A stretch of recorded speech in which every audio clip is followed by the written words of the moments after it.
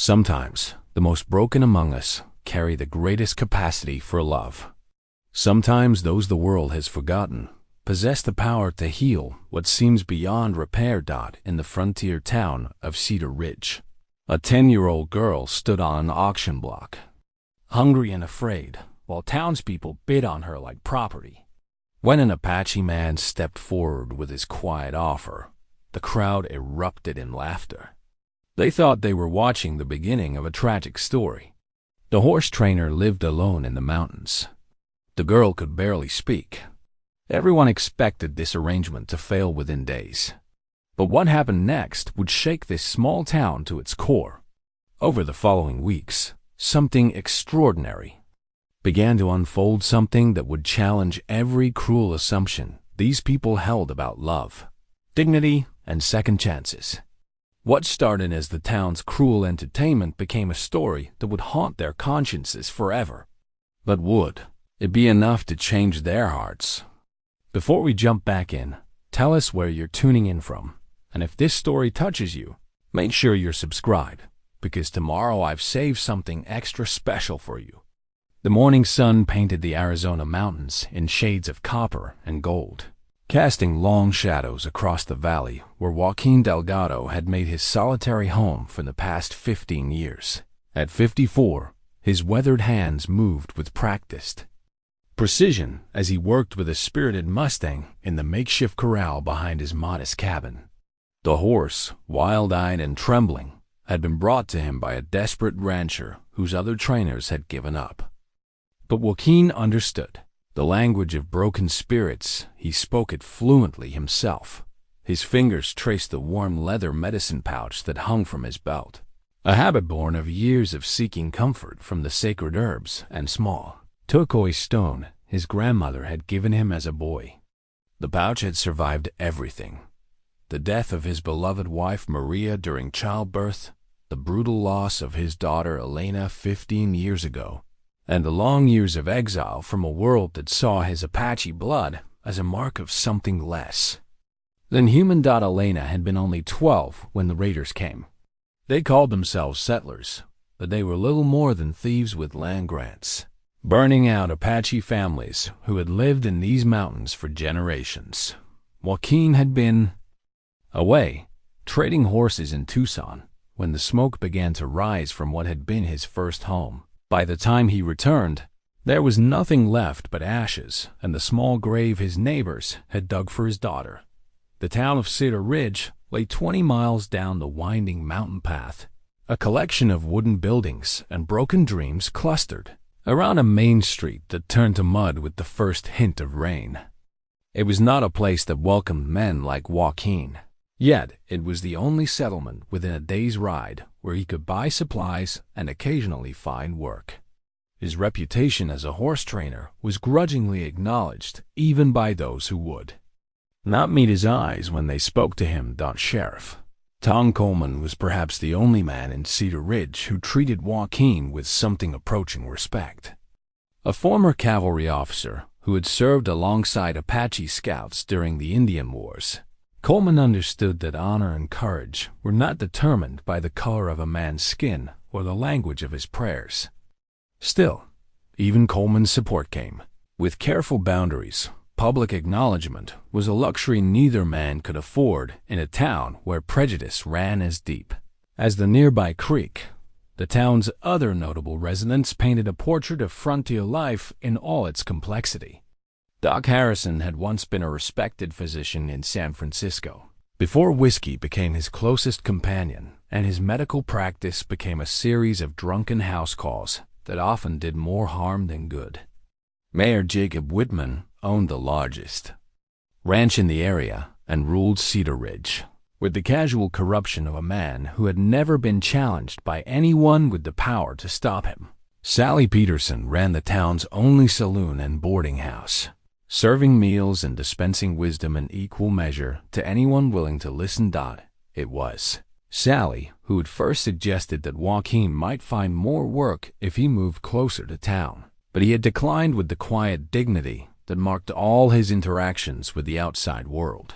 The mountains were his sanctuary, and his cabin, built with his own hands from pine logs and river stones, was filled with memories that comforted him even as they reminded him of all he had lost. Photographs of Maria and Elena sat on the mantel, above the fireplace, and Elena's small moccasins still rested beside the door where she had left them on that final morning. The cabin was sparse but clean, furnished with handmade chairs and a table that bore the marks of countless meals shared.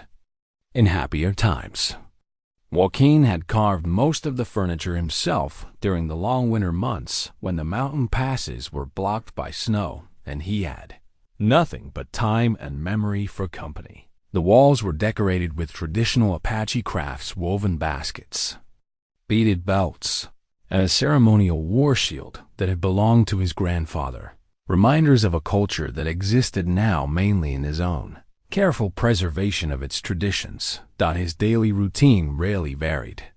Dawn found him working with the horses, speaking to them in a mixture of English and Apache, his voice carrying the patience of a man who understood that trust could not be rushed. The animals responded to his calm presence, allowing him to approach them with a gentleness that seemed to quiet their fears. By mid-morning, he would tend to the small garden where he grew corn, beans, and squash according to the methods his grandmother had taught him. Afternoons were spent maintaining his equipment, mending harnesses, and preparing for the occasional trip to town that his livelihood required.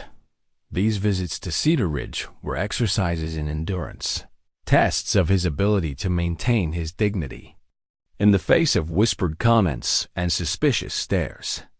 He conducted his business quickly and efficiently, purchasing flour, coffee, and other supplies he could not produce himself, sometimes accepting payment for training services rendered, always aware that his presence was tolerated rather than welcomed. The children were the worst. Protected by their parents' prejudices and emboldened by the casual cruelty that passed for entertainment in Cedar Ridge, they would follow him through the streets, making war whoops and pretending to shoot him with imaginary arrows. Their parents watched with indulgent smiles, seeing nothing wrong with teaching their children that mockery was an appropriate response to difference. Yet, Joaquin endured these humiliations because he had learned that survival sometimes required swallowing one's pride, and because the alternative, complete isolation from human society, would have meant the death of something essential in his spirit. He had tried that path in the years immediately following Elena's death, retreating so far into the wilderness that months would pass without seeing another human face. But loneliness had nearly destroyed him, and he had emerged from that self-imposed exile with the understanding that healing required connection, even when that connection came with pain. On this particular morning in late September, as autumn began to paint the aspen leaves in brilliant yellows and reds, Joaquin made the decision that would change everything. His supplies were running dangerously low, and 2 ranchers had sent word that they needed horses broken for the winter work ahead. It was time for another journey to Cedar Ridge, though something in his heart suggested this trip would be different from all the others. He spent the morning preparing for the journey, checking his horse's shoes and packing the saddlebags with the items he hoped to trade.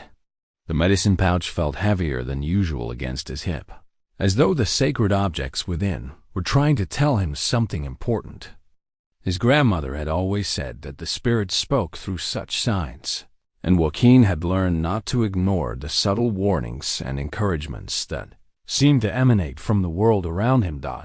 As he mounted his horse and began the winding descent toward the valley floor, Joaquin could not have known that in the town below, a 10-year-old girl was spending what might be her last night of freedom, curled up in a corner of the church basement, forgotten by everyone except the God her dead parents had taught her to trust. Nor could he have imagined that by evening his life would be forever intertwined with hers, bound together by the simple decision to see dignity where others saw only opportunity for cruelty.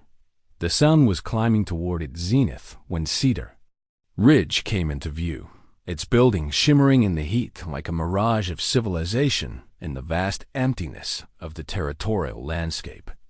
Joaquin urged his horse forward, unaware that he was riding toward a moment that would test everything. He believed about redemption, family, and the power of love to heal even the deepest wounds.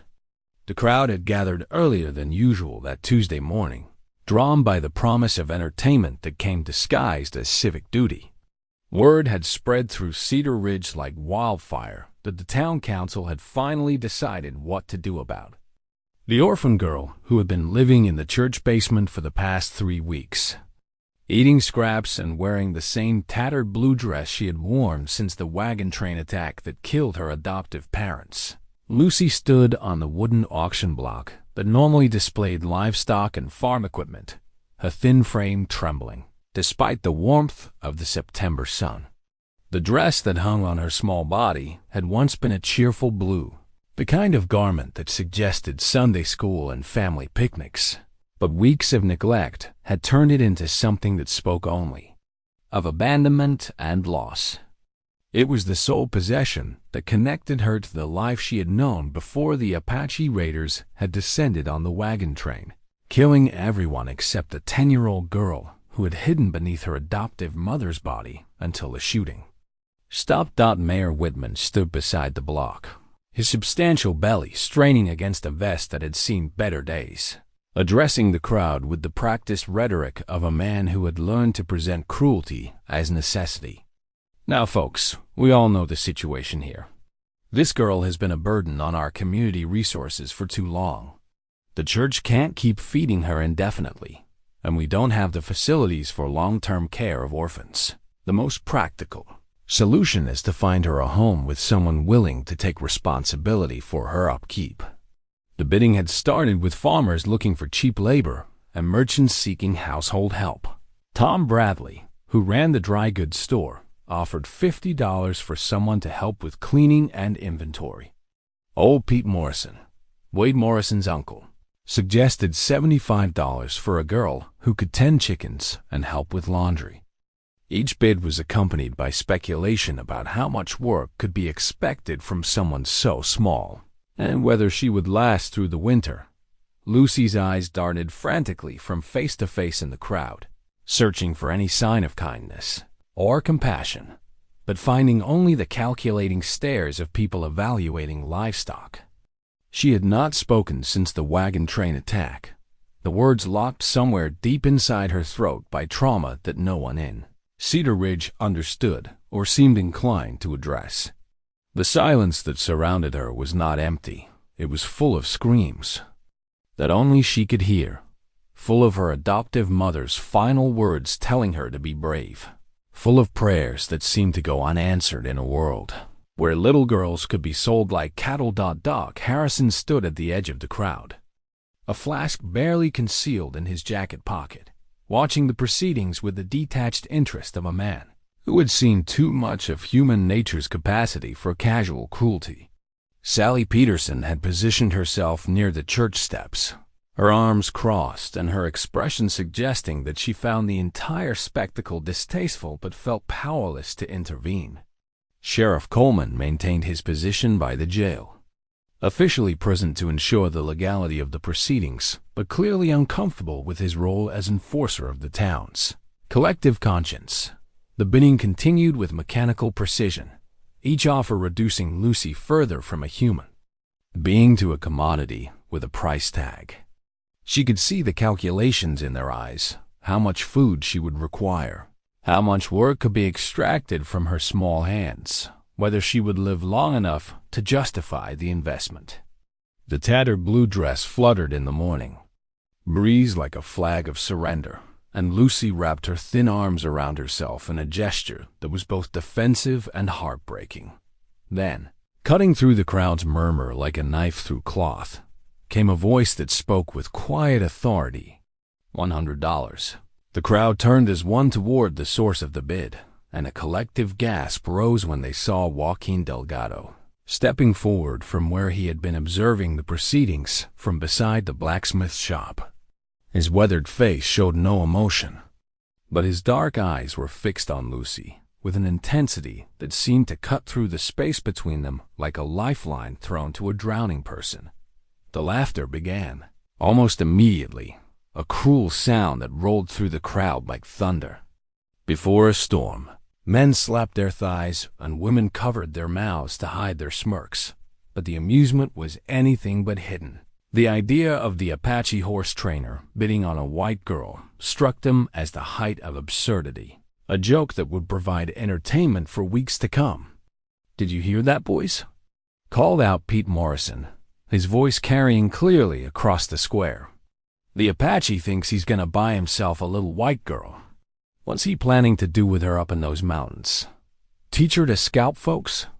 The laughter grew louder, more vicious, feeding on itself like a fire given fresh kindling.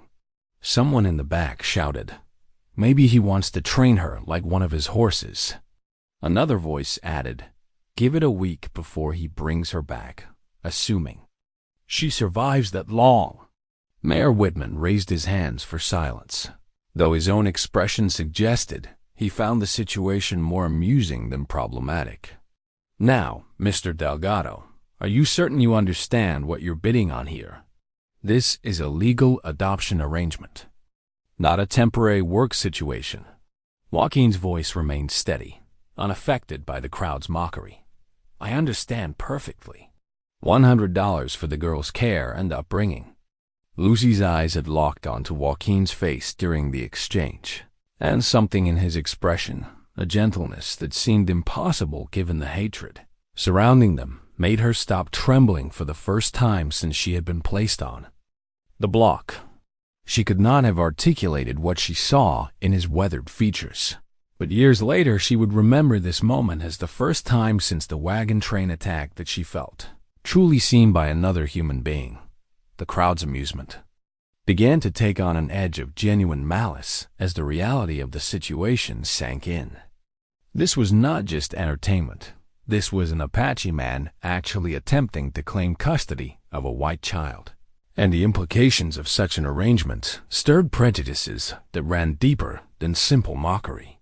"This is ridiculous," declared Tom Bradley, his face flushed with indignation. "We can't seriously be considering this. What kind of life is that girl going to have with him? What's he going to teach her? Heathen practices and savage ways?"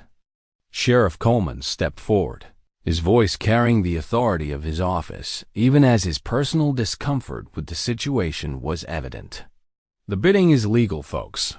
Mr. Delgado has made the highest offer, and his money is as good as anyone else's." "But surely there are standards," began Mrs. Patterson, the minister's wife. "The only standard," Coleman interrupted, "is who's willing to take responsibility for the girl's welfare and can pay the price. Unless someone wants to bid higher than $100, the matter is settled." Silence fell over the crowd as the full weight of the situation became clear. For all their moral outrage and righteous indignation, not one person was willing to open their wallet to prevent what they claimed to find so objectionable. The girl they had been so eager to see placed in a good home suddenly became less important than the money it would cost to ensure she received proper care. Mayor Whitman looked around the crowd one final time, his gavel raised. "Going once, going twice, sold to Mr. Joaquin Delgado for $100. The sound of the gavel striking the wooden block seemed to echo through the square like a gunshot, final and irreversible.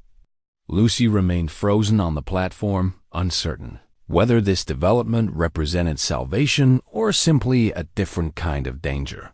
Joaquin approached slowly, his movements deliberate and non-threatening, and extended his hand toward her. "Come, child," he said softly, speaking English with the careful precision of someone who had learned it as a second language.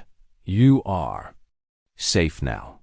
Lucy hesitated for a long moment, her small hand hovering in the space between them like a bird uncertain whether to land.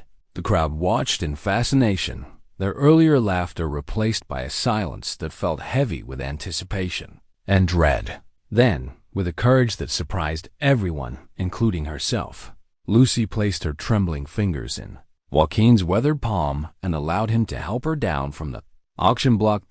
As they walked together toward where Joaquin's horse waited. The crowd began to disperse, their voices carrying speculation and predictions that ranged from tragic to scandalous. Some wagered she would be dead within a month. Others suggested she would run away before the week was out. A few whispered darker possibilities that they dared not voice too loudly. But Lucy, walking beside the quiet Apache man who had paid $100 for the right to care for her, felt something she had not experienced since the morning her adoptive parents had died. She felt claimed by someone who had chosen her not as a burden to be endured, but as a person worthy of protection. The journey up the mountain path took 3 hours, but to Lucy, it felt like traveling to another world entirely. She rode behind Joaquin on his gentle mare, her small hands gripping the saddle horn while she tried to process the extraordinary turn her life had taken. The higher they climbed, the more the sounds of Cedar Ridge faded below them, replaced by the whisper of wind through pine trees and the distant call of hawks circling overhead. Joaquin spoke little during the ride, offering only occasional words of reassurance when the horse navigated a particularly steep section of trail. His silence was not the cold indifference Lucy had learned to expect from adults, but something else entirely, a peaceful quiet that seemed to wrap around them both like a warm blanket. She found herself relaxing against his broad back, her exhausted body finally beginning to trust that she was moving towards safety rather than another form of danger.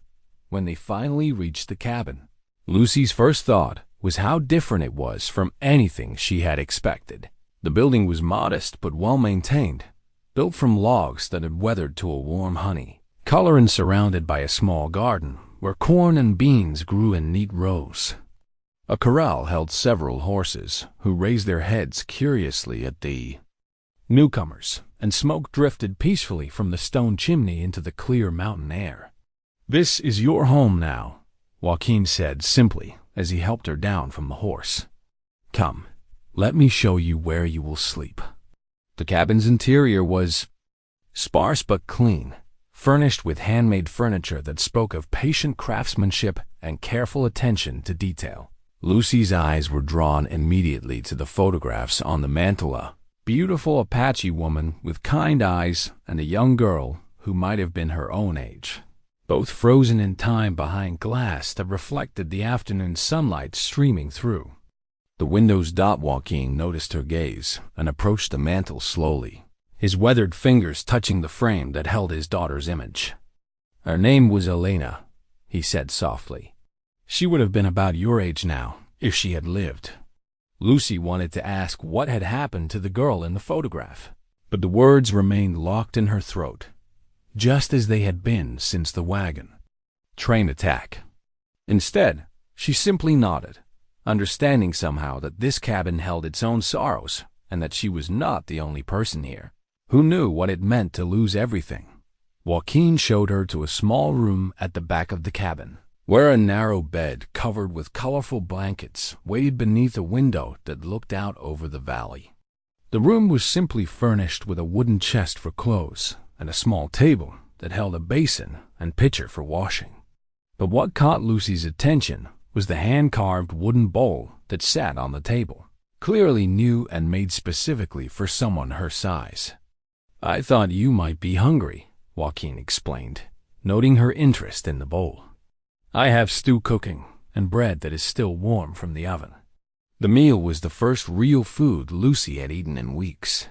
In Cedar Ridge, she had survived on church charity scraps from the minister's table and occasional donations from sympathetic parishioners, who quickly forgot about her once they had eased their consciences with a small act of kindness. But Joaquin's stew was rich with venison and vegetables from his garden, served in portions that seemed impossibly generous to a girl who had grown accustomed to hunger. As she ate, Lucy became aware that Joaquin was watching her with a careful attention that had nothing to do with curiosity and everything to do with genuine concern. He seemed to be cataloging her condition, the way she protected her food as though someone might take it away, the careful manner in which she tested each bite as though expecting it to be rancid or spoiled. The involuntary flinching when he moved too quickly within her field of vision. "You are safe here," he said again, his voice carrying a certainty that seemed to settle into Lucy's bones like warmth from the fire. "No one will hurt you in this place. No one will take your food or make you afraid. This I promise you." After the meal, Joaquin heated water for a bath, setting up a wooden tub near the fireplace and providing soap that smelled of pine and sage. He left her alone with clean clothes, a simple dress that was worn but well mended, undergarments that were clearly intended for a child her size, and a pair of woolen stockings that looked hand-knitted. The warm water was a revelation. Lucy had not been truly cleaned since before the wagon train attack, and as she scrubbed away weeks of accumulated grime and fear, she felt as though she were washing off the worst parts of everything that had happened to her. The soap made her skin tingle, and the clean clothes felt like a luxury beyond description. When she emerged from behind the screen Joaquin had erected for her privacy, she found that he had prepared a place for her by the fire, where she could dry her hair and warm herself before bed. He sat in a wooden chair nearby, working on a piece of leather that would eventually become a bridle, his hands moving with practiced skill while he hummed softly under his breath. The sound was unlike anything Lucy had heard in months, a gentle, wordless melody that seemed to carry peace within its notes. She found herself relaxing completely for the first time since the attack, her eyes growing heavy as the combination of food, warmth, and safety worked their magic on her exhausted spirit. "Sleep now," Joaquin said when he noticed her nodding off in her chair. "Tomorrow we will begin to learn about each other." Lucy allowed herself to be guided to the small bedroom, where Joaquin tucked the blankets around her with the careful attention of someone who understood that small acts of kindness could mean the difference between despair and hope. As she drifted off to sleep, she was dimly aware of his quiet footsteps moving through the cabin, checking the fire and securing the door against the night. For the first time in weeks, Lucy's dreams were not filled with the sound of gunfire and screaming. Instead, she dreamed of warm food and gentle hands and the promise that tomorrow would bring something better than mere survival. She dreamed of the Apache man who had seen her standing on the auction block and decided that she was worth $100 in a place by his fire down in Cedar Ridge. The town settled into its evening routine of gossip and speculation, with conversations in every saloon and parlor centered around the day's extraordinary events. Some predicted disaster, others wondered about Joaquin's motives, and a very few allowed themselves to hope that sometimes the most unlikely people could find exactly what they needed in each other. But in the cabin high in the mountains, such concerns seemed as distant as the stars.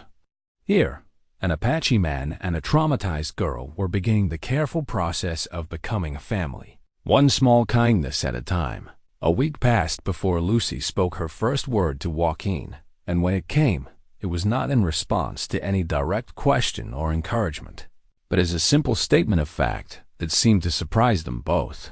"Cold," she said, standing in the doorway of the cabin as the early October morning brought the first hint of winter to the high country. The single word hung in the air between them like a bridge finally constructed across a great chasm. Joaquin looked up from where he was working with one of the horses, his face showing no dramatic reaction to this milestone. But Lucy caught the subtle softening around his eyes that suggested the word meant more to him than he was letting on. "Yes," he replied simply. "The mornings are getting cold now. Come, let me show you where the warm clothes are kept."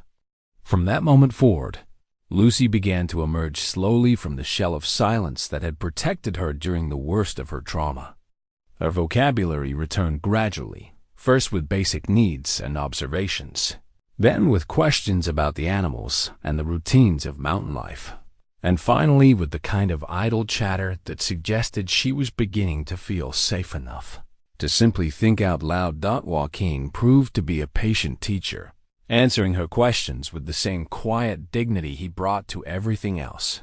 He taught her the Apache names for common objects alongside their English equivalents: Shash for bear, May for coyote, Chiz for wood, and Lucy found herself fascinated by the musical quality of the words as they rolled off her tongue. The language seemed to connect her to something ancient and enduring, a way of understanding the world that went deeper than mere labels. The horses, initially terrifying to a girl who had watched Apache raiders on horseback destroy everything she held dear, gradually became a source of wonder and eventually affection.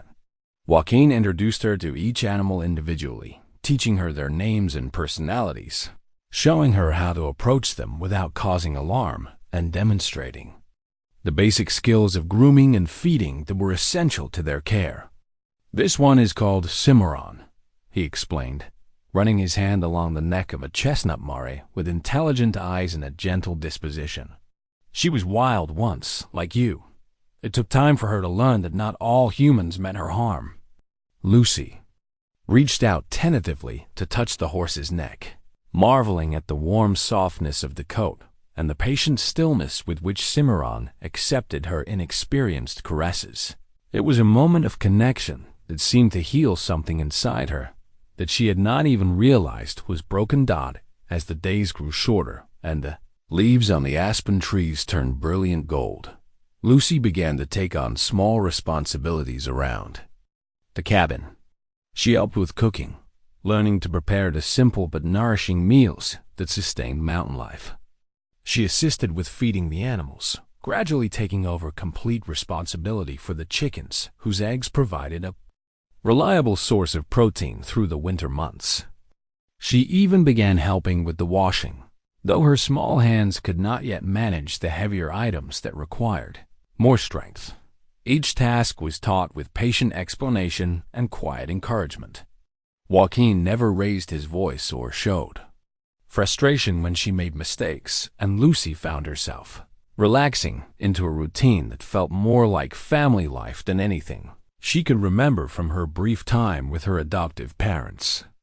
The wagon train had been a temporary arrangement, a journey toward a new life that had been cut short by violence.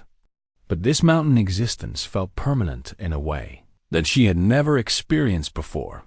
The child-sized moccasins that Joaquin crafted for her during her third week in the mountains were more than just footwear. They were a statement of belonging, a tangible sign that he intended her presence to be lasting rather than temporary. Made from soft deerskin and decorated with small beads in patterns that told stories she was only beginning to understand. They fitted her feet perfectly and moved with silent grace across the cabin floors. "These are made the way my grandmother taught me," Joaquin explained as he helped her try them on for the first time. "They will protect your feet and help you move quietly through the forest." In Apache tradition, the first shoes a child receives in a new family are blessed with prayers for a long and happy life. Lucy studied the intricate beadwork, tracing the patterns with her finger as she tried to memorize every detail. "What do the designs mean?" "This one represents the 4 directions." Joaquin pointed to a cross-like pattern near the toe. "This shows the path of the sun through the sky. And this one," he indicated a series of small circles connected by wavy lines, "represents the journey of water from the mountains to the sea, always finding its way home." The moccasins became Lucy's most treasured possessions, worn every day and carefully cleaned each evening before she went to bed. They made her feel connected to something larger than herself, part of a tradition that stretched back through generations of Apache families who had lived in these mountains and raised their children, according to wisdom passed down through countless seasons of teaching and learning. During the long evenings, as autumn settled deeper into the high country and the first snows began to dust the peaks above them, Joaquin began sharing stories from his own childhood. He spoke of his grandmother's teachings about the spirits that lived in all natural things, of hunting trips with his father that taught patience and respect for the animals that gave their lives to sustain human families, of ceremonies and celebrations that marked the changing seasons and the important Passages of life. Lucy absorbed these stories with the intense concentration of someone who had been starved for narrative structure, for ways of understanding how the world fit together and how individual lives connected to larger patterns of meaning. The tales filled gaps in her understanding that she had not even known existed, providing context for the gentle rituals and quiet observations that marked daily life in Joaquin's world. Sometimes, when the fire burned low and the mountain silence wrapped around them like a blanket, Lucy would find herself talking about her life before the wagon train attack. She spoke of her adoptive parents, kind people, who had meant well, but had never quite known what to do with a child who asked too many questions and seemed to see things differently than other children her age. She described the cramped wagon and the long days of travel toward a homestead that would never be built. The other families in the train who had welcomed her but never quite accepted her as fully one of their own. These conversations were healing for both of them, allowing Lucy to process her grief while helping Joaquin understand the experiences that had shaped her before their paths crossed. He began to see that her silence had not been simple trauma but a form of protection, a way of preserving something essential about herself when the world around her had become too dangerous to trust with her true thoughts and feelings. As October drew to a close and the first serious snowfall of the season blanketed the mountains in pristine white, Lucy realized that she had stopped thinking about Cedar Ridge as the real world and Joaquin's cabin as a temporary refuge. This was her life now, and for the first time since the wagon train attack, she began to believe that she might actually have a future worth looking forward to. By November, Lucy's transformation had become impossible to ignore, even for the residents of Cedar Ridge who had convinced themselves that the arrangement with Joaquin was destined for disaster. When they made their first trip to town for winter supplies, the girl who walked beside the Apache horse trainer bore little resemblance to the terrified waif who had stood on the auction block 2 months earlier. Lucy's hair, now clean and carefully braided in the Apache fashion, caught the morning sunlight like spun gold. Her cheeks had filled out from regular meals and carried the healthy pink color that came from clean mountain air and daily outdoor work. Most striking of all was the change in her posture and demeanor, where once she had moved with the hunched, defensive crouch of someone expecting violence at any moment. She now walked with the confident stride of a child who felt secure in her place in the world. The beaded hair ornament that Joaquin had given her the week before their trip to town drew curious stares from every person they passed on the main street. It was a traditional Apache piece that had once belonged to Elena, crafted from small turquoise and silver beads arranged in patterns that told the story of a girl's coming of age. Joaquin had presented it to Lucy with quiet ceremony, explaining that in Apache tradition, when a child was truly accepted into a family, they received ornaments that connected them to the ancestors and marked their place in the continuing story of the people. "This belonged to my daughter," he had said, his weathered fingers gentle as he placed it in Lucy's hair. "She would want you to have it now. You are my family, and family shares what is precious." Lucy had worn the ornament with visible pride during their journey down the mountain, and now, as they conducted their business in Cedar Ridge, she seemed oblivious to the shocked whispers and calculating stares that followed them from store to store. Her attention was focused entirely on helping Joaquin with his purchases, carefully checking items off the list they had prepared together and counting change with the mathematical precision he had taught her during their evening lessons. Tom Bradley, the dry goods merchant who had bid $50 for her services at the auction, found himself speechless when Lucy politely thanked him for his assistance in locating a particular item on their list. The girl who had been mute with trauma just months before now spoke with clear articulation and the kind of respectful confidence that suggested she had been raised by someone who valued both learning and proper behavior. "She's certainly different than we expected," Mrs. Patterson, the minister's wife, whispered to Sally Peterson as they watched Lucy help Joaquin load supplies into his wagon.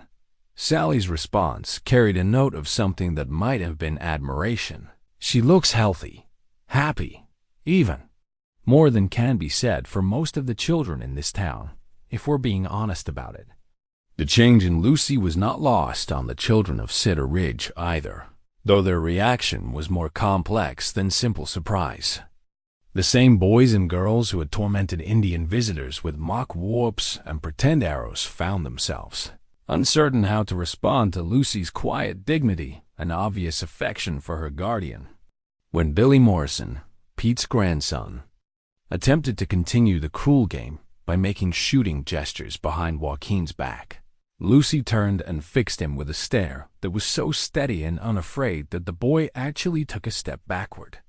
"My father taught me that people who mock others are usually afraid of something in themselves," she said quietly, her voice carrying clearly across the street. "What are you afraid of, Billy Morrison?" The question hung in the air like a challenge, and Billy found himself unable to formulate a response that would not make him appear either foolish or cruel. His friends shuffled uncomfortably, suddenly uncertain whether their usual games were as amusing as they had once seemed. Sheriff Coleman, who had been observing the interaction from across the street, approached with the measured pace of a man who had learned to diffuse tensions before they escalated into something more serious. "Miss Lucy," he said, touching the brim of his hat in a gesture of respect that surprised everyone within earshot. "You're looking well. Mountain life seems to agree with you." "Thank you, Sheriff Coleman," Lucy replied with the composed politeness that had become her hallmark. "Joaquin has been teaching me about horses and Apache traditions." "Did you know that the Apache people have been caring for horses in these mountains for hundreds of years?" The casual way she referred to Joaquin, not as Mr. Delgado or the Indian, as most of the townspeople did, but simply by his given name with obvious affection sent ripples of unease through the gathered crowd. There was a white girl who had not only survived her placement with an Apache guardian, but had clearly embraced the arrangement with enthusiasm that bordered on pride. It was during this visit that they first encountered Wade Morrison, Pete's nephew and the territory's most successful cattle rancher. Morrison had been away on business during the auction, but stories of the day's events had reached him through various channels, each telling slightly more dramatic than the last. His first sight of Lucy, healthy and clearly content in Joaquin's care, produced a reaction that was part surprise and part something darker. Morrison was a man accustomed to getting what he wanted through a combination of wealth, influence, and carefully applied pressure. At 42, he had built his ranch into the largest operation in the territory by understanding that success often required making difficult decisions that others might find morally questionable. His interest in Joaquin's mountain property had been growing for months. The high meadows would be perfect for summer grazing, and the water rights alone were worth a substantial fortune. "Wow, I'll be damned," Morrison said loudly enough for everyone on the street to hear, "if it isn't the Apache and his little pet project. I have to admit, Delgado, she looks better than most of us expected. Course, it's early days yet." Joaquin's response was measured and calm, giving no indication that he found Morrison's comments anything other than neighborly conversation. "Good afternoon, Mr. Morrison. Yes, Lucy is doing well. Children are resilient when they are given proper care and attention." "Oh, I'm sure you're taking real good care of her," Morrison replied, his tone carrying implications that made several people in the crowd shift uncomfortably. "Must get lonely up there in those mountains. Just the two of you. Makes a man wonder what kind of education a young girl might receive in such circumstances." The suggestion was subtle but unmistakable, and Lucy's sharp intake of breath indicated that she understood the implication, even if she could not fully articulate why it made her angry. Joaquin's hand moved almost imperceptibly to rest on her shoulder, a gesture of both protection and restraint. "Mr. Morrison, Sheriff Coleman interjected before Joaquin could respond. "I think you'll find that any questions about Miss Lucy's welfare have been more than adequately answered. She appears to be thriving under Mr. Delgado's care.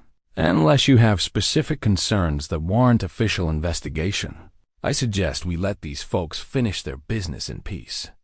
Morrison's smile was cold and calculating, the expression of a man who had been temporarily thwarted but was far from giving up. "Of course, Sheriff. Just making conversation with our neighbors. After all, we're all interested in the welfare of our community's children, aren't we?"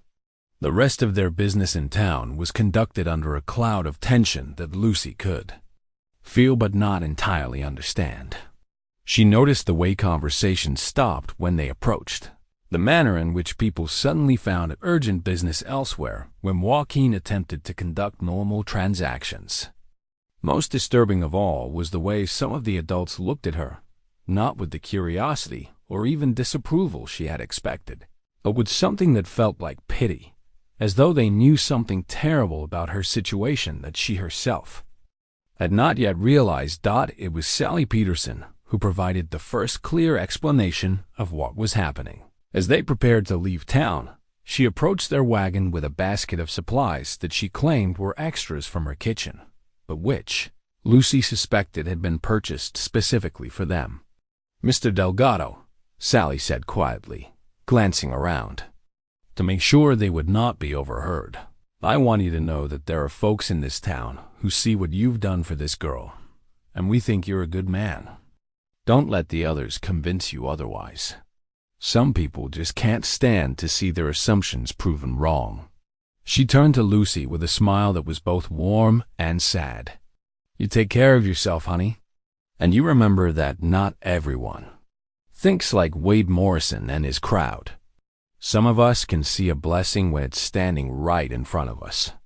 As they began the long journey back up the mountain, Lucy found herself processing the day's events with a mixture of confusion and growing awareness. The easy acceptance she had found in Joaquin's world was not reflected in the larger community, and she was beginning to understand that their unconventional family arrangement would face challenges that had nothing to do with their own happiness or success. "Joaquin," she said as they reached the halfway point of their climb, "why do some people say mean things about us?" His answer came slowly, as though he were choosing each word with particular care. "Some people are afraid of things they do not understand, Lucy. When they see us together, an Apache man and a white girl, they think it must be wrong because it is different from what they know. Fear makes people say cruel things sometimes. But we're happy," Lucy said, the statement carrying the simple clarity of childhood logic. "Why does it matter what other people think?" "It matters because we live in a world with other people," Joaquin replied. "And sometimes, when enough people believe something is wrong, they try to stop it, even when no one is being harmed. We must be prepared for that possibility." The conversation continued as they climbed higher into the mountains, with Joaquin beginning the careful process of helping Lucy understand that their bond, while genuine and healing for both of them, existed in a larger context where such relationships were viewed with suspicion and hostility. It was a lesson that would prove more important than either of them could have imagined in the weeks to come. The silver compass that Joaquin gave Lucy in late November had belonged to his wife Maria, a gift from her own father when she married into the Apache family that had adopted her as a child. The compass was more than a navigation tool. It was a symbol of finding one's true direction in life, of having the wisdom to choose the right path, even when the way forward seemed uncertain. "My wife carried this when we traveled together," Joaquin explained as he placed a small silver instrument in Lucy's palm, where it caught the firelight and seemed to glow with inner warmth. She said it helped her remember that no matter how lost she felt, there was always a way to find home again. Lucy turned the compass over in her hands, studying the intricate engravings that decorated its surface, tiny stars and crescent moons that formed patterns around the edges, and words in Spanish that she was slowly learning to read. para encontrar el camino a casa, to find the way home. But I'm home, Lucy said, looking up at Joaquin with the kind of profound simplicity that children sometimes achieved without effort. Right here with you. The statement hit Joaquin with unexpected force, carrying as it did the full weight of trust and belonging that Lucy had placed in their relationship. For a moment, he was transported back 15 years to the last conversation he had shared with Elena before her death, when she had expressed similar certainty about their family's permanence and security. The memory brought both pain and healing, reminding him that love always carried the risk of loss, but that the alternative, living without connection, was far worse than any potential grief. Winter settled over the mountains with unusual severity that year, bringing snowfalls that isolated the cabin for weeks at a time, and temperatures that made even simple chores, like feeding the animals, into tests of endurance and planning. But, rather than feeling trapped or confined, Lucy found herself thriving in the enforced intimacy of their shared survival. The long evenings provided opportunities for extended conversations about everything from Apache mythology to practical mathematics, and she discovered that Joaquin was not only a patient teacher, but a gifted storyteller whose narratives could make even the simplest events seem filled with meaning and adventure. It was during one of these storytelling sessions that Lucy first asked directly about Elena, a subject that Joaquin had referenced many times but never explored in detail. The question came naturally in the context of a tale about Apache children learning to ride, when Lucy wondered aloud whether Elena had been as nervous around horses as Lucy herself had been initially. Elena was fearless with animals, Joaquin replied, his voice carrying the complex mixture of pride and sorrow that always accompanied memories of his daughter. From the time she could walk, she wanted to be in the corral with the horses. Her mother used to say that Elena spoke their language better than she spoke ours. What happened to her? Lucy asked gently, her natural compassion overcoming any hesitation about broaching a painful subject. Joaquin was quiet for a long time, staring into the fire as though the flames might provide guidance about how much truth a 10-year-old girl could handle. Finally, he began to speak in the measured cadence of someone recounting events that had been examined and re-examined countless times in the privacy of his own thoughts. There were men who believed that Apache families had no right to the land where we had lived for generations. They came one day when I was away, trading horses in Tucson. They said they were protecting settlers from Indian raids, but Elena had never harmed anyone in her life. She was just a little girl who loved horses and helped her mother tend the garden. Lucy listened without interruption, understanding instinctively that this story required respectful silence and that any questions could wait until Joaquin had finished sharing what he felt able to tell. I found her grave when I returned. The neighbors had buried her according to Apache custom, but the house was burned and everything we owned was destroyed. That is when I came to these mountains, to live alone with my grief and my memories. But you weren't meant to live alone, Lucy said with the kind of certainty that seemed to come from some deep well of intuitive wisdom. That's why you found me, because Elena's spirit knew you needed someone to love again. The interpretation was entirely Lucy's own, drawing on the Apache spiritual concepts that Joaquin had been teaching her, but applying them in ways that suggested she was developing her own understanding of how the world fit together. Her words carried such conviction that Joaquin found himself considering the possibility that she might be right, that their meeting at the auction block had been guided by forces larger than simple coincidence or human compassion. As December progressed and the isolation of winter deepened, Lucy began to demonstrate skills and insights that surprised even Joaquin, who had already recognized her exceptional intelligence and adaptability. She showed an intuitive understanding of the horses that went beyond mere technical knowledge, seeming to sense their moods and needs in ways that typically took years to develop.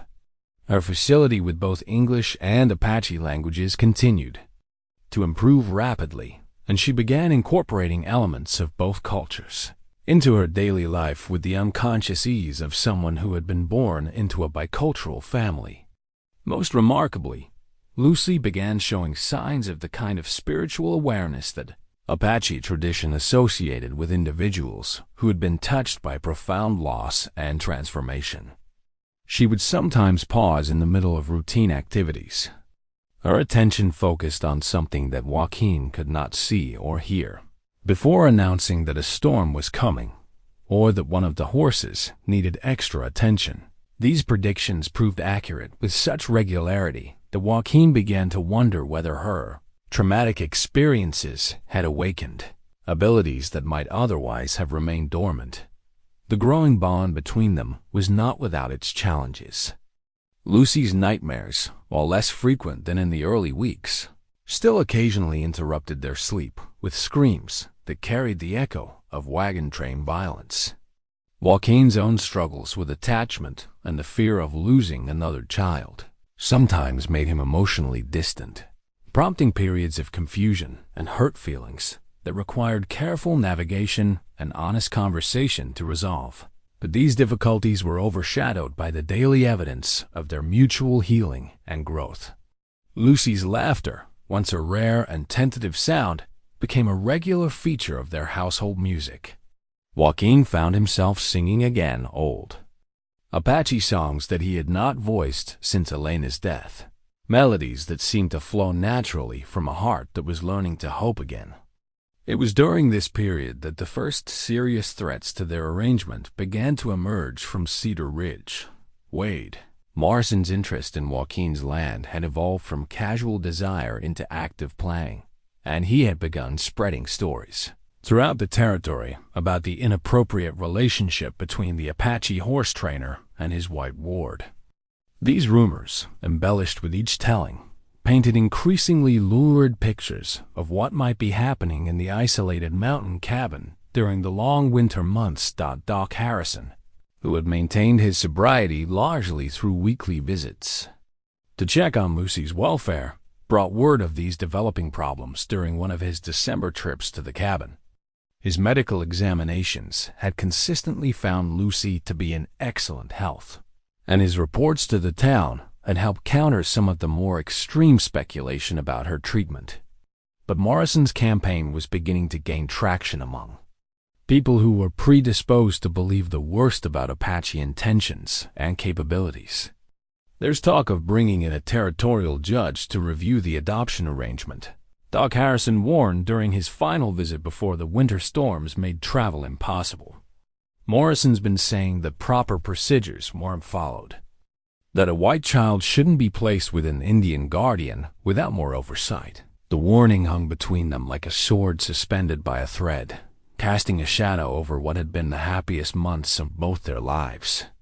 Joaquin and Lucy would spend the rest of the winter preparing not only for spring but for a battle that would determine whether their unconventional family would be allowed to continue existing. The faded photograph that would change everything was discovered on a cold February morning when Lucy was organizing the few personal belongings she had brought from her life before the wagon train attack, hidden in the lining of a small cloth bag that had been overlooked during her months of trauma and transition.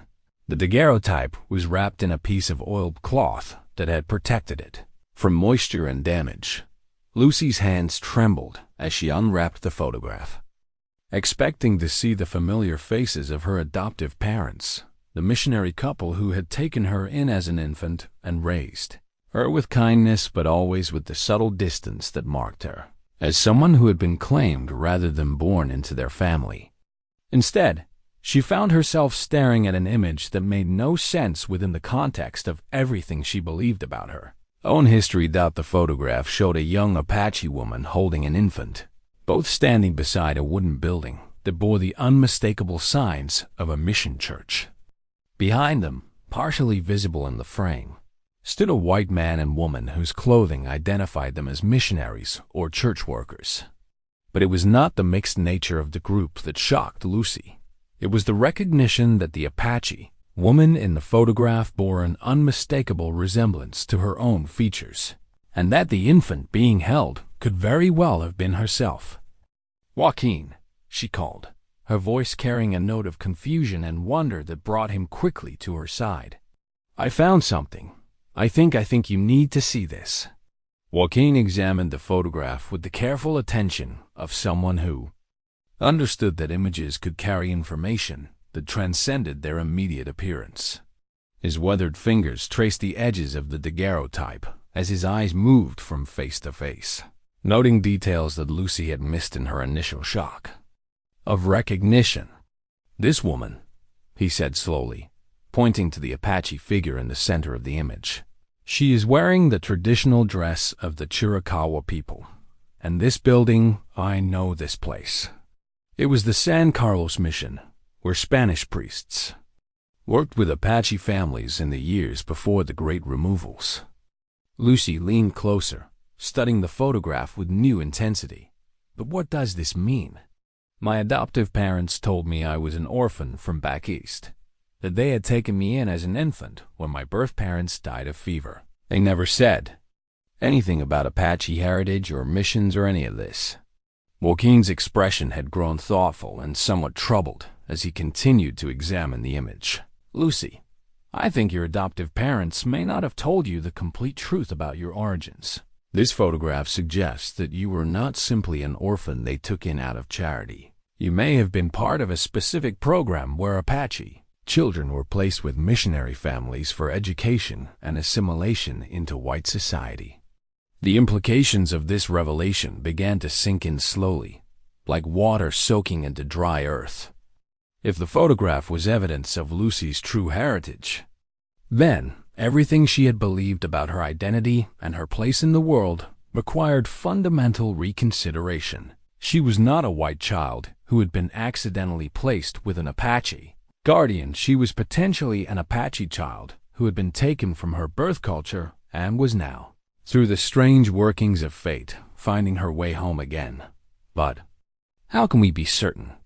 Lucy asked, her voice carrying the careful hope of someone who had learned not to trust good news too quickly. "This could be anyone's photograph.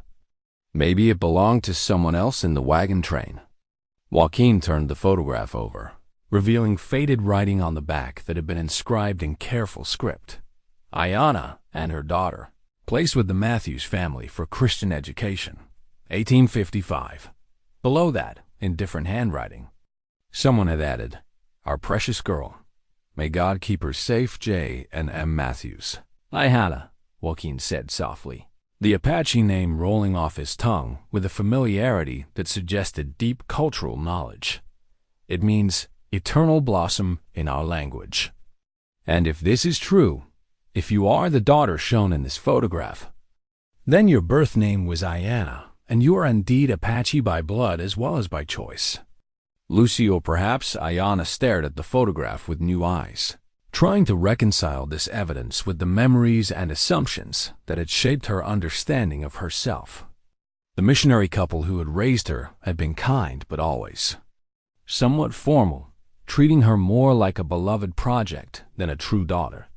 Their explanations of her origins had been vague and sometimes contradictory, and she now realized that their evasiveness might have been deliberate rather than simply the result of incomplete information. "This changes everything," she said finally, her voice carrying a mixture of wonder and uncertainty. "If I'm Apache, then what does that mean for us, for our family?" Joaquin's response came slowly, as though he were working through implications that reached far beyond their personal situation. "It means that when people in Cedar Ridge mocked my decision to take you in, they were unknowingly witnessing something that was meant to be the return of an Apache daughter to her people. It means that your ease with our traditions and your quick learning of our language were not simply evidence of intelligence, but signs of blood memory awakening." He paused, studying her face with new attention to features that he had unconsciously recognized as familiar from the very beginning. "It also means that Wade Morrison's accusations about impropriety are even more absurd than we knew. You are not a white child being corrupted by Apache influence. You are an Apache child being restored to your rightful heritage." The revelation recontextualized every aspect of Lucy's experience since the auction block. Her immediate sense of safety with Joaquin, her rapid adaptation to mountain life, her intuitive understanding of the horses, and her facility with Apache spiritual concepts. All of these could now be understood as manifestations of cultural DNA that had been suppressed but never entirely eliminated. But the discovery also raised troubling questions about the nature of the missionary programs that had separated Apache children from their families, and about the extent to which Lucy's adoptive parents had been willing participants in a system designed to destroy Apache culture through the systematic removal and re-education of its children. Were the Matthews family part of something larger? Lucy asked, beginning to understand that her personal story was connected to broader patterns of cultural destruction and forced assimilation. Were there other children like me? Joaquin's expression grew grim as he considered the implications of her question. There were many programs designed to take Indian children from their families and place them with white families for civilization. Some children were taken by force. Others were given up by parents who believed their sons and daughters would have better lives in the white world. Either way, the goal was the same: to kill the Indian culture by preventing it from being passed to the next generation. But it didn't work with me, Lucy said with growing conviction. I'm still Apache, even after all these years. The culture is still there, waiting to be awakened. Yes, Joaquin agreed, his voice carrying a note of something that might have been pride. And perhaps that is why we found each other. Not by accident, but because the spirits of our ancestors guided us together so that what was meant to be preserved could be preserved. The photograph became the centerpiece of long conversations that continued throughout the remainder of the winter. As Joaquin helped Lucy, now consciously embracing her birth name of Ayana, understand the historical context of her origins and the significance of her return to Apache culture, they spent hours examining every detail of the image, looking for clues about her birth family and the circumstances that had led to her placement with the missionaries. But even as these revelations brought healing and understanding, they also intensified the external threats that had been building throughout the winter. If Wade Morrison learned about Lucy's true heritage, he might use it as additional ammunition in his campaign to have her removed from Joaquin's care. The discovery that she was Apache could be twisted into evidence that Joaquin had somehow manipulated the adoption process, taking advantage of incomplete records to claim a child who should have been placed with a white family as spring approached. And the mountain passes began to clear. Joaquin and Ayana prepared for more than just the return of traveling weather. They prepared for a battle that would determine not only their future as a family, but also the broader question of whether Apache children had the right to reclaim their cultural heritage after it had been systematically taken from them. The faded photograph that had revealed so much truth now served as both a source of strength and a potential weapon that could be used against them. Everything would depend on how the people of Cedar Ridge chose to interpret this new evidence about the girl they had watched transform from a broken victim into a confident young woman who had found her way home. March arrived with the kind of deceptive warmth that made winter seem like a distant memory. Even though snow still capped the highest peaks and ice lingered in the shadows where the sun could not reach. It was during this false spring that Sheriff Coleman made the treacherous journey up the mountain path to deliver news that Joaquin and Ayana had been dreading since Doc Harrison's December warning. Judge Morrison from the Territorial Court will be arriving next week, Coleman said without preamble, accepting the cup of coffee that Ayana offered him with hands that showed the careful manners Joaquin had taught her. Wade Morrison, that's the judge's nephew, turns out, has filed a formal petition questioning the legality of Lucy's placement. Claims there were irregularities in the adoption process that need to be investigated. Joaquin absorbed this information with the stoic calm that had carried him through every crisis of his adult life. But Ayana could see the tension in the set of his shoulders and the careful way he chose his words before speaking. "What kind of investigation does the judge plan to conduct?" "That's where things get complicated," Coleman replied, his discomfort with the situation evident in every line of his weathered face. "Judge Morrison is talking about a formal hearing where the community can voice their concerns about the arrangement. Wade's been gathering signatures on a petition, spreading stories about, well, you can imagine the kind of stories he's been spreading." Ayanna felt her stomach tighten with fear, but forced herself to ask the question that needed to be voiced.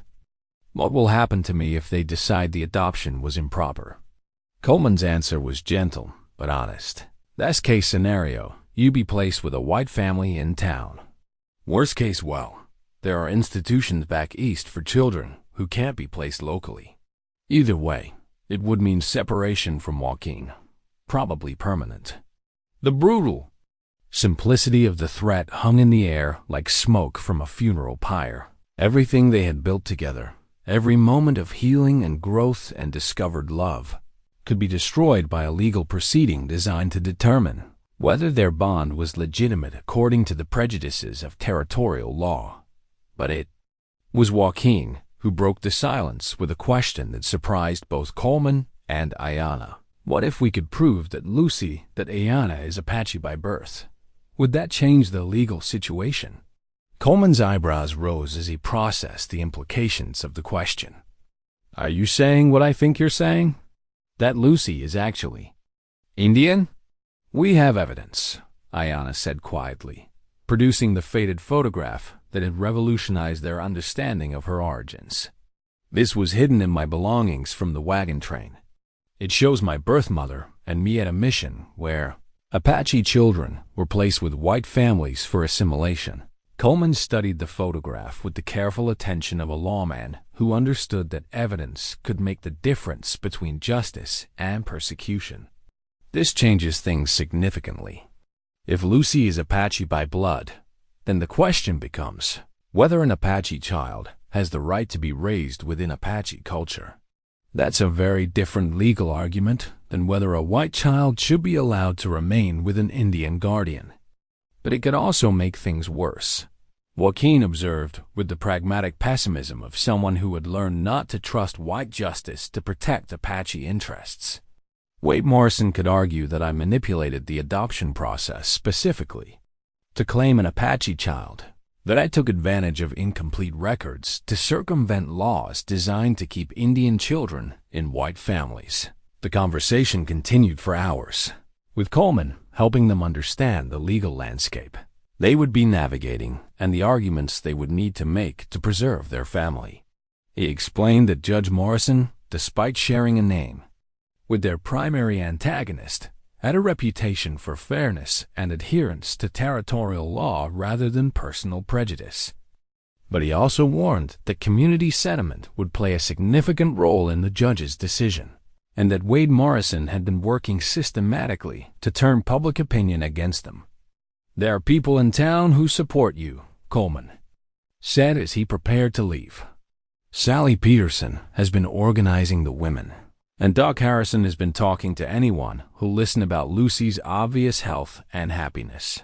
But Wade's got the men stirred up with talk about property values and the danger of setting precedents that might encourage more Indian families to settle in the area." After Coleman's departure, Joaquin and Ayanna spent the evening discussing strategy and preparing for what would essentially be a trial of their right to exist as a family. The Apache war shield that hung on the cabin wall, a ceremonial piece that had belonged to Joaquin's grandfather, seemed to watch over their planning like a silent guardian, its painted symbols reminding them that they came from people who had faced impossible odds and survived through courage, wisdom, and unshakable determination. "We need to decide how much truth we're willing to reveal," Joaquin said, as they sat before the fire that had warmed so many of their conversations throughout the long winter. "The photograph proves your heritage, but it also opens questions about the missionary programs and the methods they use to separate Apache children from their families. Some people might see your return to Apache culture as a victory for justice, but others will see it as a threat to everything they believe about civilization and progress. Ayanna studied the flames as she considered the complexity of their situation. At 11 years old, she was being forced to make decisions that would affect not only her own future, but potentially the broader question of whether Apache families had the right to reclaim children who had been taken from them through legal and religious institutions.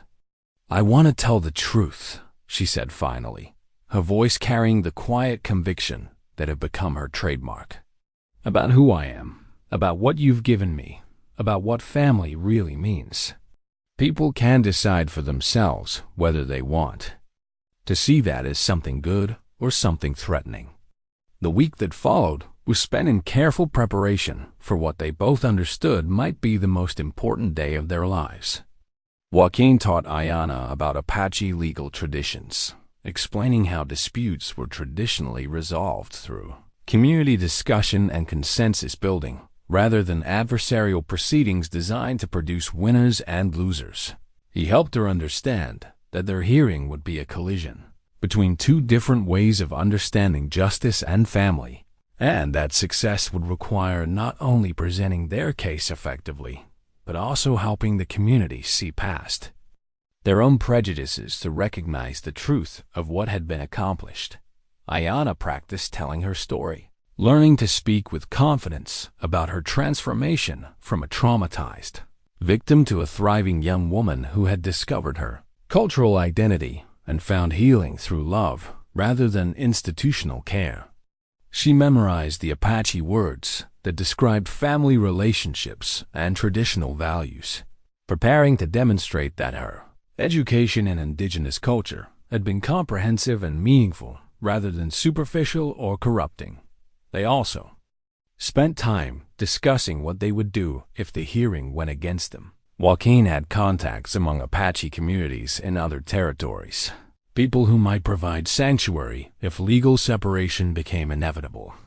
But both of them understood that running away would mean giving up the mountain home where they had found peace, and abandoning the possibility that their success might open doors for other Apache families facing similar challenges.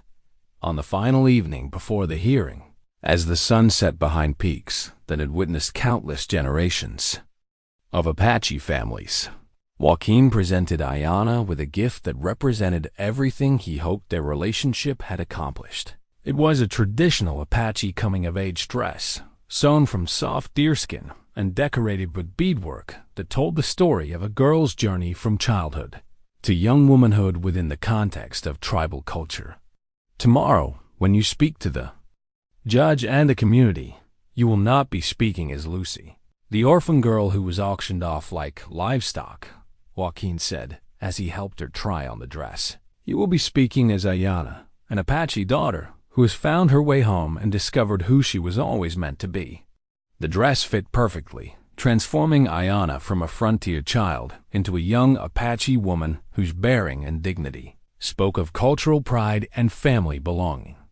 As she studied her reflection in the mirror, she saw not only her own face, but echoes of the woman in the faded photograph, her birth mother, whose name and story had been lost but whose bloodline continued in a daughter who had survived forced assimilation and found her way back to her people. "I'm ready," Ayanna said, and both of them understood that she was speaking about more than just the next day's hearing. She was ready to claim her identity, defend her family, and stand up for the principle that love and cultural belonging were more important than the prejudices and legal technicalities that might otherwise tear them apart. The morning of the hearing dawned clear and cold, with spring sunshine that seemed to promise new beginnings for those brave enough to claim them. The bronze bell of Cedar Ridge rang 3 times that morning, calling the community together for what many understood would be a reckoning that extended far beyond the fate of one Apache man and the girl he had chosen to call daughter. By the time Joaquin and Ayanna arrived at the town hall, every seat was filled and people lined the walls, their faces reflecting the division that had been growing throughout the winter months.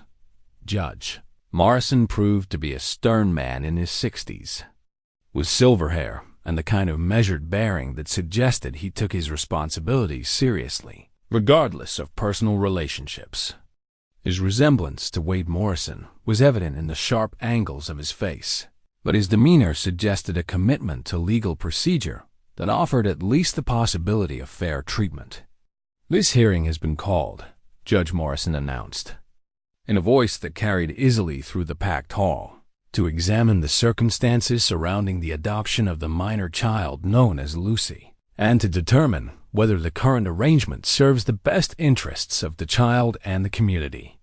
Wade Morrison rose from his seat in the front row, his expensive suit and confident, bearing marking him as a man accustomed to having his voice heard and his opinions respected. "Your Honor, I've gathered substantial evidence that this arrangement was irregular from the beginning and has become increasingly inappropriate as time has passed.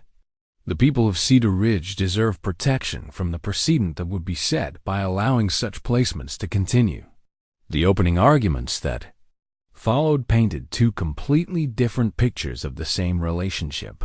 Wade Morrison spoke of legal irregularities, community standards, and the danger of allowing racial boundaries to be crossed in ways that threatened established social order. He presented signed statements from townspeople who claimed to have witnessed inappropriate behavior, though the specific nature of these claims remained vague and unsubstantiated. "Ladies and gentlemen," Morrison continued, his voice rising with practiced oratory skill, "we are not here to debate whether Mr. Delgado has provided adequate food and shelter for this child. We are here to consider whether our community will accept responsibility for ensuring that white children are raised according to Christian values and civilized standards, or whether we will allow sentiment and misguided sympathy to override our duty to protect the innocent." Dr. Harrison stood to respond, his hands steady and his voice clear, evidence of the sobriety he had maintained for months in preparation for this moment. "Your Honor, I have examined this child regularly since her placement with Mr. Delgado. My medical opinion is that she has thrived under his care in ways that would be impossible if she were being mistreated or neglected. She has gained weight, overcome trauma-related mutism, and demonstrates the kind of confidence and stability that comes from genuine security and affection." Sally Peterson rose next, her voice carrying the practical authority of a woman who had spent decades observing human nature in all its forms. "Judge Morrison, I've watched this girl grow from a terrified victim into a healthy, happy child who speaks with respect about her guardian and clearly feels safe in his presence. If that's not the definition of successful placement, then I don't know what is." But it was the testimony of the children that proved most damaging to Wade Morrison's case. Billy Morrison, Pete's grandson, was called forward to describe the inappropriate behavior he claimed to have witnessed during Joaquin and Ayana's visits to town. Under questioning, however, his accusations dissolved into admissions that he had seen nothing more than normal conversations and the kind of gentle guidance any responsible parent might provide.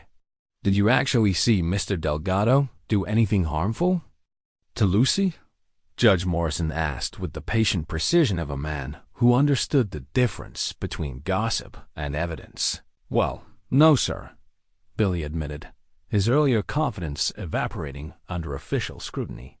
"But everyone says—" "I'm not interested in what everyone says," the judge interrupted. "I'm interested in what you personally observed. The boy's inability to provide specific examples of misconduct was repeated by every witness Wade Morrison called to support his petition. Accusations that had seemed substantial when shared as gossip proved to be nothing more than speculation and prejudice when examined under the clear light of legal procedure. Sheriff Coleman's testimony carried particular weight, given his official position and his reputation for fairness. "Your Honor, I've had occasion to observe this family arrangement closely, and I can state unequivocally that the child appears to be well cared for and genuinely content. Mr. Delgado has never failed to cooperate with any official inquiry, and there is no evidence of anything but appropriate guardianship." As the morning progressed, it became clear that Wade Morrison's case was built more on community prejudice than factual evidence. His witnesses could describe their discomfort with the arrangement and their concerns about precedent, but none could point to specific instances of harm or neglect that would justify removing Ayanna from Joaquin's care. The turning point came when Judge Morrison called for testimony from the child herself. "Young lady," he said, his voice gentling as he addressed Ayanna directly, "I want you to tell this court, in your own words, about your experience living with Mr. Delgado. Have you been happy? Have you been afraid? Do you feel safe?" Ayanna rose from her seat with the composed dignity that had become her hallmark.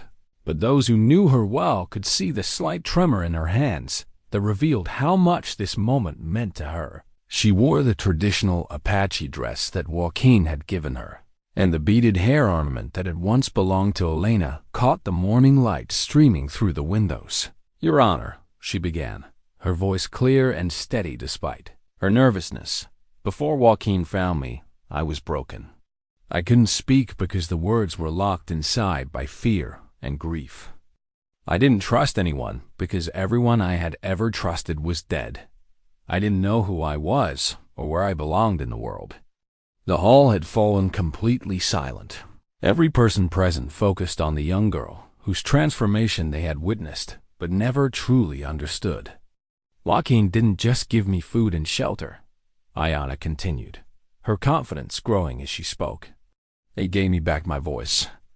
He taught me that family isn't just about blood. It's about choice and commitment and love that doesn't give up when things are difficult. He helped me discover that I am Apache, that I have a heritage and a culture that I was meant to claim." As Ayanna continued her testimony, something extraordinary began to happen in the crowded hall. An eagle feather, where it had come from, no one could say, drifted down from somewhere near the ceiling, floating with impossible grace through the still air to land softly at her feet. In Apache tradition, the appearance of an eagle feather during important speeches was seen as a sign that the spirits approved of the words being spoken, that truth was being honored in the presence of the ancestors.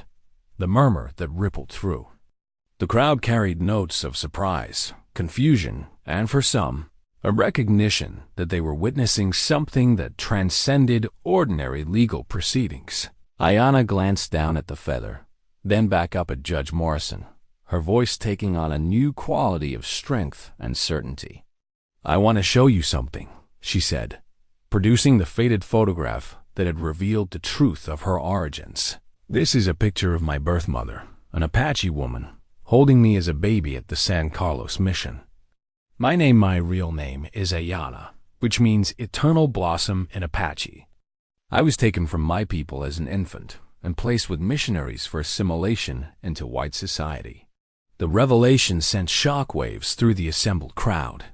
Wade Morrison's face went white as he realized that his entire case had been built on a false premise that he had been arguing for the removal of a white child from Apache influence when the truth was exactly the opposite.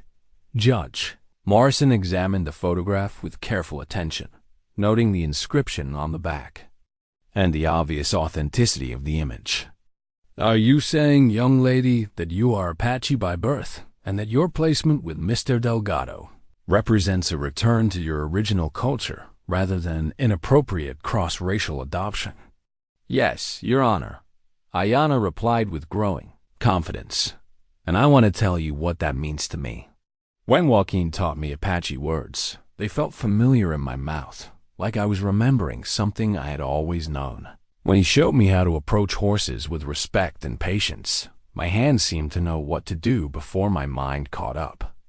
When he told me stories about our ancestors and their connection to these mountains, I felt like I was finally learning who I was meant to be." She paused, looking around the room at faces that reflected a mixture of amazement, confusion, and growing understanding.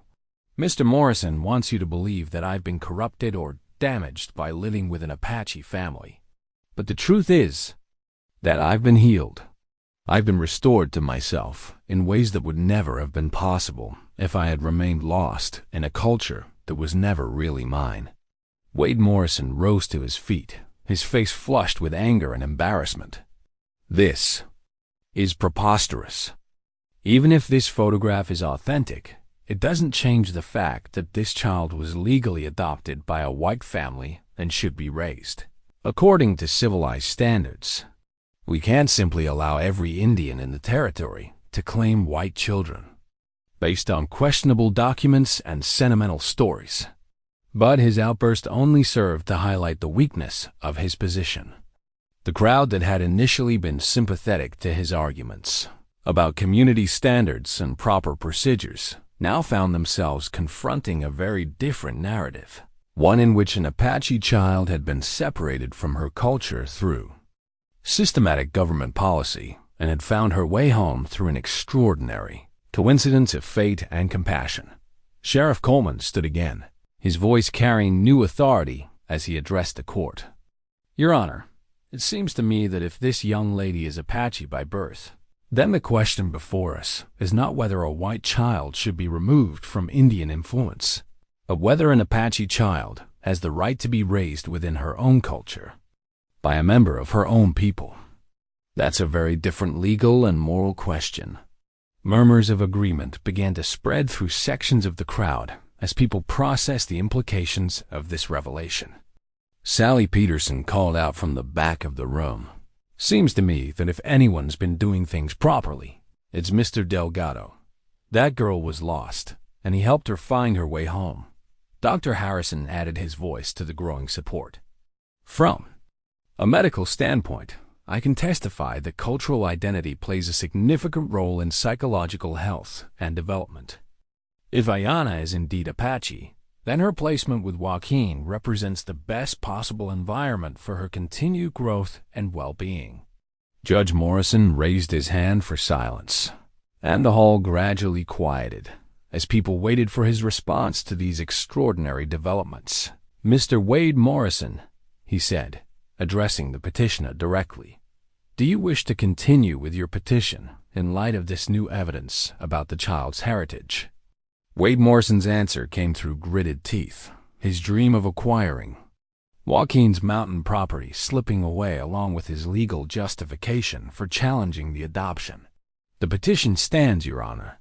Regardless of her birth heritage, this child was legally adopted by a white family and should be placed accordingly." But even as he spoke, Wade Morrison could see that he had lost the support of the community.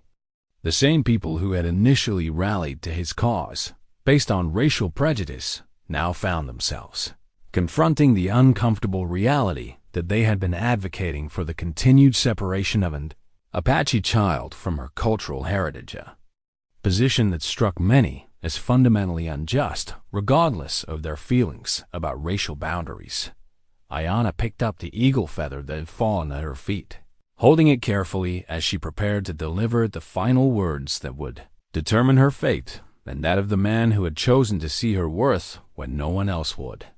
6 months after Judge Morrison ruled that Ayanna's placement with Joaquin not only met legal standards, but represented a model for how displaced Native children might be reunited with their cultural heritage, the transformation of Cedar Ridge had become evident to anyone who cared to look.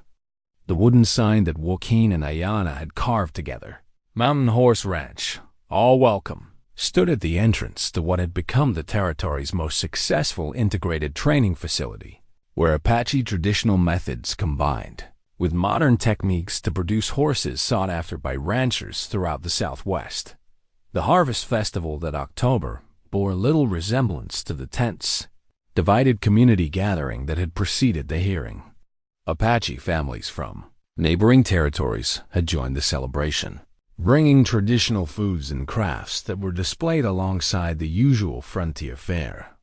Children who had once taunted Joaquin with mock war whoops now lined up eagerly to hear Ayanna tell stories in both English and Apache, their young minds expanding to accommodate the understanding that strength could come from diversity rather than division. Doc Harrison, who had maintained his sobriety for nearly a year, had established a medical practice that served both native and white families with equal care and attention. His transformation from town drunk to respected physician had been inspired by witnessing the healing that was possible when people committed themselves to seeing past surface differences to recognize shared humanity.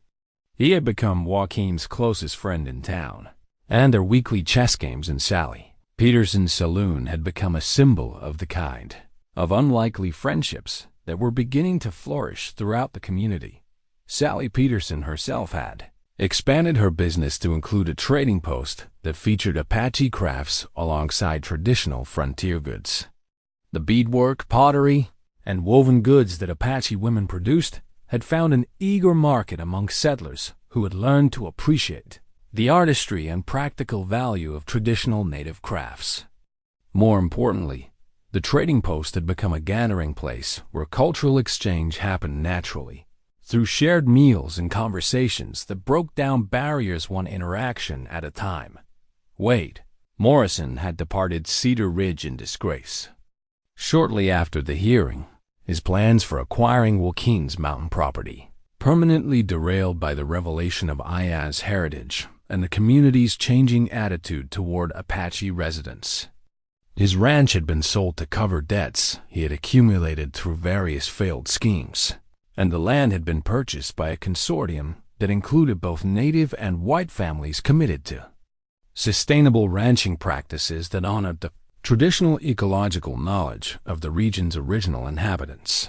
The first integrated school in the territory had opened in September, with Ayana serving as a cultural liaison who helped Apache and white children learn from each other in ways that enriched everyone's education.